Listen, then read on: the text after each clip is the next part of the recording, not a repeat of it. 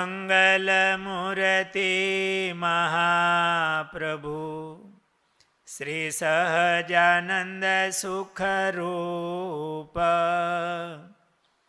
ભક્તિ ધર્મ સુત શ્રી હરિ સમરું સદાય અનુપ. બોલો સ્વામિનારાયણ ભગવાનની જય. વાલા ભક્તજનો, મહારાજે ભગુજીને વર આપ્યો કે અમે તમને અખંડ અમારી સેવામાં રાખશું. ત્યાર પછી ભગુજી મહારાજના હજુરી પાર્ષદ થઈને રહ્યા, મહારાજનો પડછાયો થઈને. મહારાજ જ્યાં પણ જાય ત્યાં ભગુજી સાથે હોય. મહારાજ સભા શરૂ કરતા તો પહેલા સફાઈ કરી પાથરણા પાથરી દેતા. સભામાં મહારાજ બેઠા હોય તો ચામર મહારાજને ઢોળે. મહારાજનો ચોકી ફેરો ભરતા ક્ષત્રિય સુરવીર એવા રાજકુળ એટલે મહારાજની ચોકી પણ એવી કરે, એવી સેવા કરે.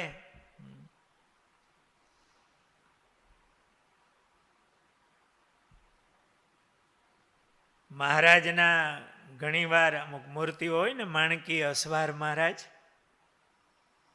તો ભગુજી આમ છત્ર લઈ અને પાછળ ચાલતા હોય એવા મહારાજના ફોટા હોય છે, મૂર્તિ.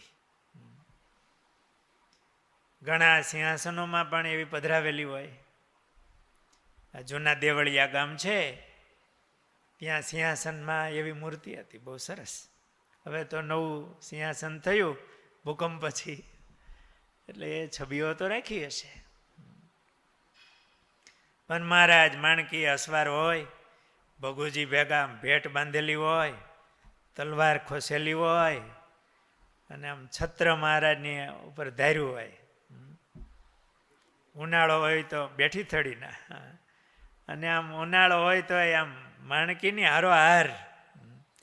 મહારાજને જરાય તડકો ન આવવા દે ને મહારાજની ભેળા સાવધાન થકા.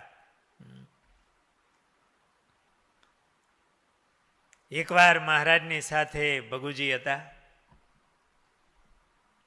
ને ઝાળિયા પધારેલા. મહારાજે ત્યાં મંદવાડ ગ્રહણ કરેલો, મનુષ્ય લીલા મહારાજે કરી. હીરા ઠક્કર ને કહે હરી, મુજ અંગે કસર છે ખરી. માવે માનુષી ચેષ્ટા તે કીધી, અંગે જ્વરની દશ ધરી લીધી. ભગુજી ના જો જોગીઓ જાણ, ત્રીજા વર્ણી મુકુંદ પ્રમાણ. સજે શ્રીજીની સેવા તે સારી, ઘણા જોવાયા વે નર નારી. મહારાજે મંદવાડ ગ્રહણ કર્યો. મહારાજની સાથે ભગુજી, નાજા જોગિયા અને મૂળજી બ્રહ્મચારી મહારાજ ત્રણ જ હતા, બીજું કોઈ નહીં.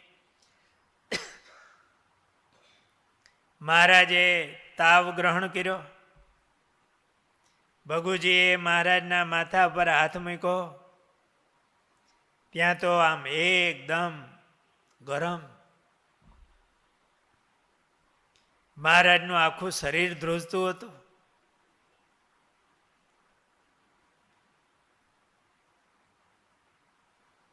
એમાં મહારાજ બોલ્યા કે શું જોઈ રહ્યા છો? અમને ગોદડા ઓઢાડો. ભગુજીએ મહારાજને ગોદડા ઓઢાડ્યા.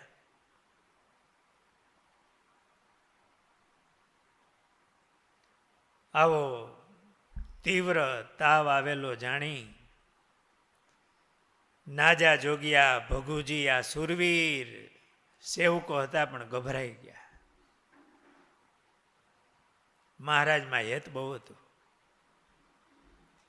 એમને થયું આપણે બે જ સાથે છીએ, કોઈને મહારાજના મંદવાડની ખબર નથી. મહારાજ કંઈક અકલ લીલા કરે તો આખા સત્સંગને શું જવાબ આપશું? મહારાજને પૂછ્યું, મહારાજ આપના મંદવાડની અમે બીજા સંતોને ભક્તોને જાણ કરીએ મહારાજ? મહારાજ એકદમ ગુસ્સે થઈ ગયા. એવા ખબર બધાને આપવા હોત તો અહીંયા વરજાંગ જાળિયા શા માટે આવત? તમારે સેવામાં રહેવું હોય તો રહો, નહીં તો ચાલવા માંડો. મહારાજ આકરા થઈ ગયા. સેવકોની કસોટી હોય. મહારાજ મંદવાડ ગ્રહણ કરે, એવો તાવ આવતો હોય, મહારાજ આકરા થઈ જાય, મહારાજ બરલા જેવું બોલે, શું થાય? એ ભગવાન જણાય કે મનુષ્ય ભાવ આવે? ભગવાન પોતાના ભક્તોની પરીક્ષા લેવા માટે, એના નિશ્ચયને જોવા માટે ક્યારેક મનુષ્ય લીલા કરતા હોય. એને શું ભાઈ તાવ? એ કોનાથી ડરે? ભાગવતજીમાં કથા આવે, કાળ યવનની આગળ ભગવાન ભાગ્યા. જેના ભ્રકુટીના વિલાસમાં કાળ પણ થર થર કંપે, એને કાળ યવનની શું બીક? છતાંય ભગવાન જ્યારે ભાગે ત્યારે બીજાનું શું થાય? એ પછી કાળ યવનને બાળીને ખાખ કરી નાખે ત્યારે સમજાય, પણ પહેલા શું કરવું એ તો ભક્ત હોય એ જાણે. મહારાજે આ મંદવાડ ગ્રહણ કર્યો, શરીર એકદમ મહારાજનું અશક્ત થયું, 11 ઉપવાસ થયા. મહારાજ કાંઈ જેમાં નહીં. મહારાજની આ બીમારીની સમાચાર સત્સંગમાં સૌને મળ્યા. મુક્તાનંદ સ્વામી સત્સંગ વિચરણ પડતું મૂકી સાધુને લઈ મહારાજ પાસે આવ્યા. આજ્ઞા વિના તો પાછું અવાય નહીં, પણ સ્વામી આવા સમાચાર સાંભળ્યા એટલે મુક્તાનંદ સ્વામી વડીલ એટલે મહારાજ પાસે આવવાની હિંમત કરે. મહારાજમાં બહુ હેત. સાધુને લઈને મુક્તાનંદ સ્વામી મહારાજ પાસે આવ્યા. બીજા સંતો ભક્તોને જેમ જેમ ખબર પડી એમ આવવા માંડ્યા. મહારાજે નવી લીલા ચાલુ કરી. કોઈ મહારાજ પાસે આવે એમનું સામું જોઈ અને મહારાજ એના સારા ભૂંડા સંકલ્પો માંડ્યા કહેવા.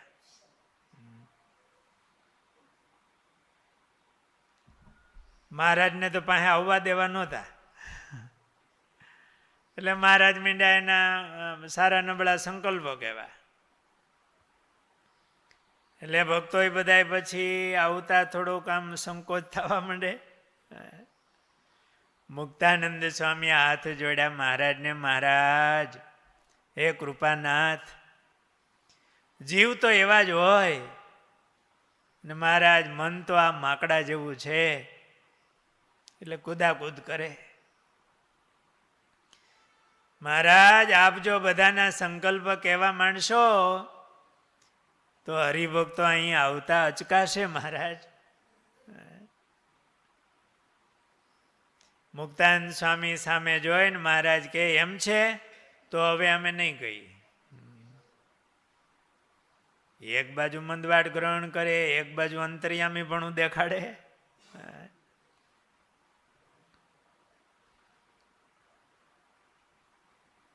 એમાં એકવાર મહારાજ પથારીમાંથી બેઠા થઈ ગયા, 13 ઉપવાસ થયા હતા, અશક્ત શરીર.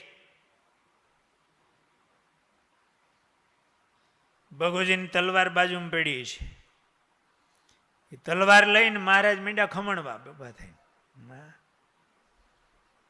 13 ઉપવાસ પછી આમ થાય, ખાટલેથી બેઠા થઈને મહારાજ આમ મીંડા તલવાર આમ વીંજવા મીંડા. એટલે ભગુજી નાજા જોગ્યા મહારાજને પકડવા દોડ્યા કે મહારાજ અશક્ત છે, વધારે દોડશે કે શ્રમ પડશે બહુ. મહારાજ કે આજે અસુરોને બધાને મારી નાખવા છે. મુક્તાનંદ સ્વામીએ મહારાજને હાથ જોડ્યા, મહારાજ પ્રભુ આપ તો અહિંસાના પૂજારી છો, આ વખતે દયાનો અવતાર ધારણ કર્યો છે, તમને મહારાજ તમારા હાથમાં તલવાર નો શોભે. મુક્તાનંદ સ્વામી કે મહારાજ કે કેમ નો શોભે? આ સત્સંગની રક્ષા કરવા તલવાર વાપરવી જ પડે.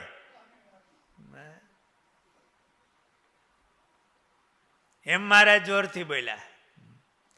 મુક્તાનંદ સ્વામી કે મહારાજ એને માટે તો આપના સુરવીર પાર્ષદો અને આ કાઠી ભક્તો છે, તમે નો સમજો સ્વામી, આ બધા બાયલા છે. ભગુજીની સામે જોઈને કીધું.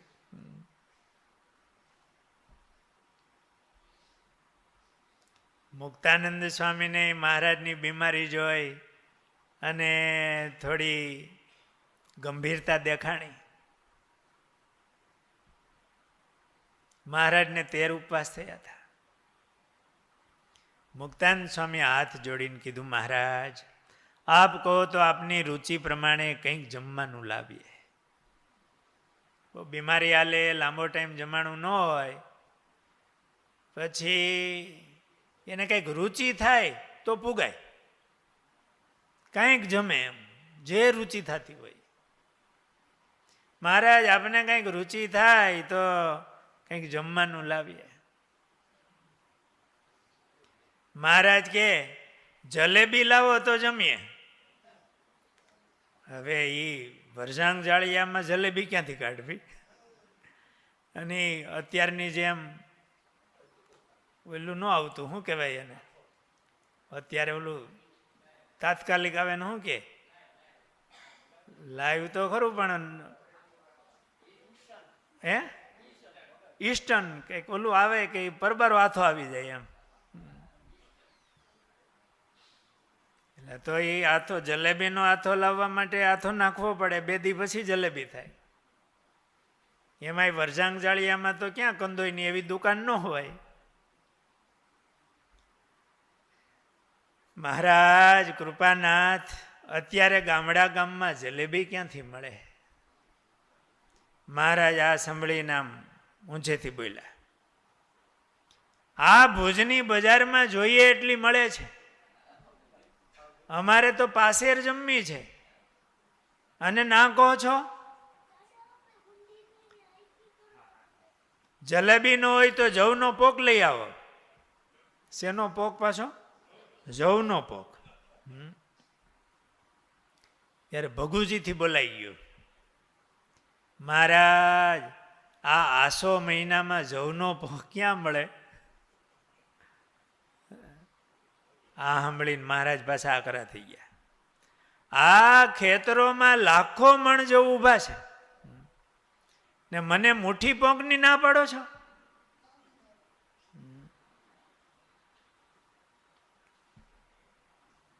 વળી મહારાજ શાંત થઈ જાય.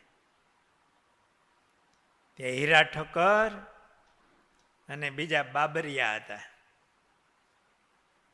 એ ભાયાવદર જઈને જલેબી લાવ્યા. વેરજાંગ જાળિયાથી ભાયાવદર નજીક થતું હોય છે, ત્યાં મળતું હોય છે. એ વખતે મોટી કંદોઈની દુકાન હોય છે. 2 જઈને મહારાજ માટે જલેબી લાવ્યા. અને ભગુજી જવનો પોક તો શક્ય નહોતો, પણ જવને બદલે બાજરાનો પોક લાવ્યા. અને મહારાજને પ્રાર્થના કરી, કહ્યું પ્રભુ આ પોક અને જલેબી લાવ્યા છે તે જમો. મહારાજ ઢોલિયામાંથી બેઠા થઈ અને જલેબી ને પોંક મીંડ્યા જમવા. જમતા જમતા ભગુજીને કહેતા જાય કે ભગુજી તું મને વારે વારે જગાડતો રહેજે, જો હું ઊંડો ઉતરી જઈશ તો પાછો દેહમાં નહીં આવું. મહારાજ સૂતા હોય ને ભગુજી મહારાજનું મસ્તક પોતાના ખોળામાં રાખીને મહારાજ સૂતા હોય, અશક્ત એકદમ શરીર હોય.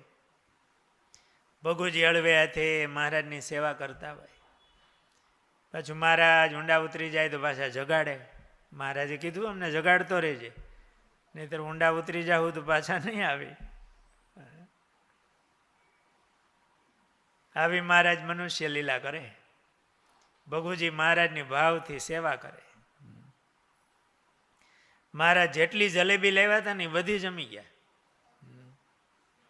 પોંક જેમાં મહારાજ.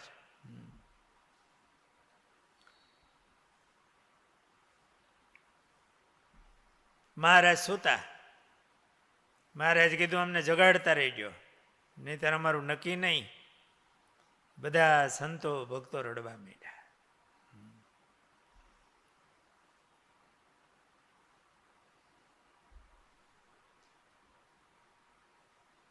પછી મહારાજ બોલ્યા, બધાને રડતા જોઈને. હવે તો પછી દયાળુ બહુ હતા. કેરાભાઈ અમે કેટલા દિવસથી હરખી રીતે નાયા નથી. બહુ બીમાર હોય તો થોડું ગરમ પાણી કરીને કે આમ નવરાવતા હોય, થોડા પાણીએ નવરાવે. વધારે અશક્ત શરીર હોય. મહારાજ કે એમાં ઘણા દિવસથી હરખી રીતે નાયા નથી, માટે એવી રીતે નવડાવો કે પાણીનો રેલો વેણુ નદીમાં પહોંચવો જોઈએ. હીરાભાઈના ઘર અને ન્યાય મોટી નદી, વેણુ નદી, બહુ કાંઠો ઊંચો. પછી હીરાભાઈના ઘર આવે ત્યાં અહીંયા નવરાવો અમને, અને એ નાઈ પાણીનો રેલો નદીમાં પૂગવો જોઈએ એવી રીતે અમને નવરાવો. એટલે ભગુજી ફળિયામાં ખાટલો નાખ્યો, મહારાજને તેડીને ખાટલા ઉપર બેસાડ્યા. અને હીરા ઠક્કરે ગામમાં બધા મહિલાઓને કીધું બેડા ભરી લાવો, મહારાજને આજે સ્નાન કરવા છે. એ મહિમાવાળું ગામ હતું, બધા પ્રેમી ભક્તો હતા. શું વાર લાગે, નદીમાંથી બેડા ભરી ભરીને મહારાજ માટે મેંડા લાવવા. હરિલીલામૃતમાં પ્રસંગ લખ્યો, આજે તો અમે ધાર્યું છે એવું પાણી પુષ્કળ લઈને નાવું, રેલો અહીંયા થકી નીકળે જઈ વેણુ નદી માહી મળે. એટલું જળ નાવા મગાવો, હરિજન બાઈઓને કહાવો. વાત બાઈઓને કહેરાવી, બેડા શુદ્ધ ભરી જળ લાવી. પછી નાવાને બેઠા શ્રીરંગ, ચોળે નાજો ભગુજી બે અંગ. પાછા મહારાજ કે ભગુજીને નાજા જોગ્યાને અમને બરોબર ચોળી ચોળીને નવડાવો, હમણાં ઘણા ટાઈમથી હરખા નાયા નથી. બેડા ભરી ભરીને લઈ આવે. નાજા જોગ્યા ભગુજી મહારાજને હેતથી ના મળવે હાથે ચોરીને મહારાજને નવરાવે.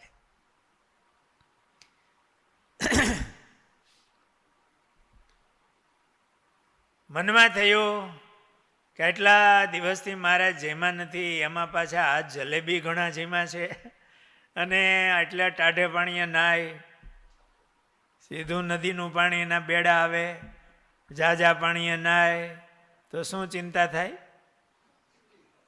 હે, શરદી થઈ જવાની બીક લાગે. મહારાજ હવે ઘણું નાયા. એલા મેં કીધું નહીં પાણીનો રેલો ન્યા પૂગવો જોઈએ. તું ના પડશો.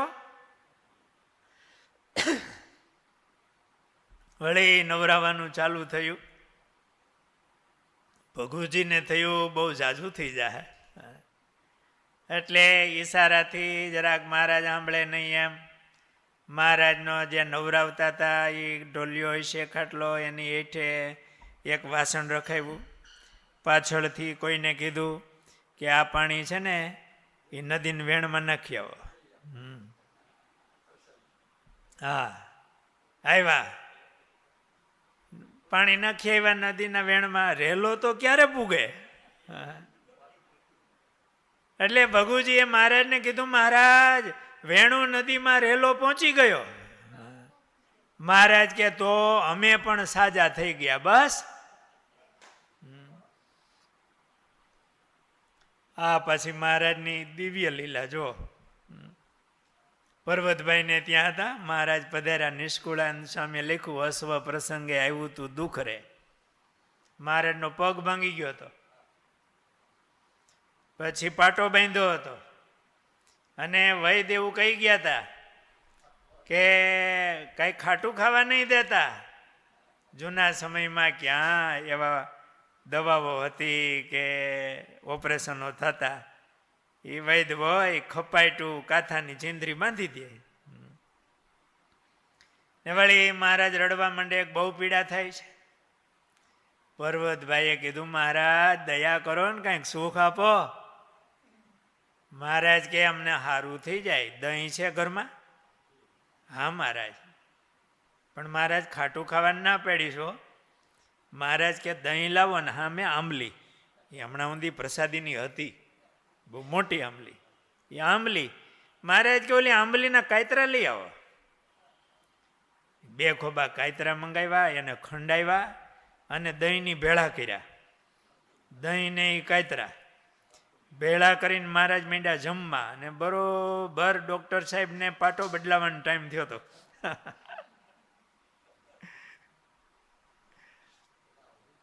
એ આવ્યા અને આમ દહીં ખાતા જોયા. છેટેથી ખબર પડી જાય કે આ ખાટું દહીં છે.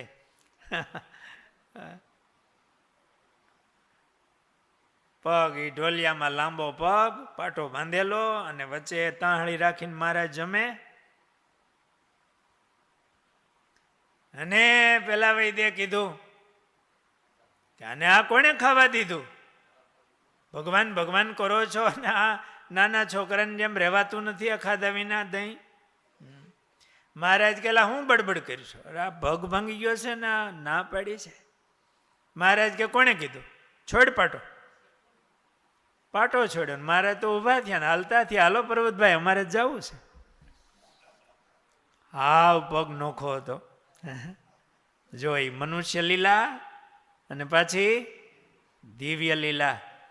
જેને જીવ પ્રાણી માત્રના પગમાં ચાલવાની શક્તિ આપનારો ભગવાન એ ક્યારેક આવી લીલા કરે?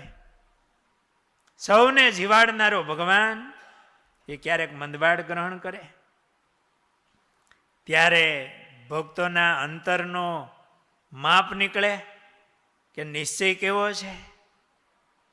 પણ આ ભગુજી, નાજા જોગિયા, હીરા ઠક્કર વગેરે ભક્તો, મુક્તાન સ્વામી વગેરે સંતો, એને મહારાજનો કેવો નિશ્ચય હશે, કેવો ભાવ હશે.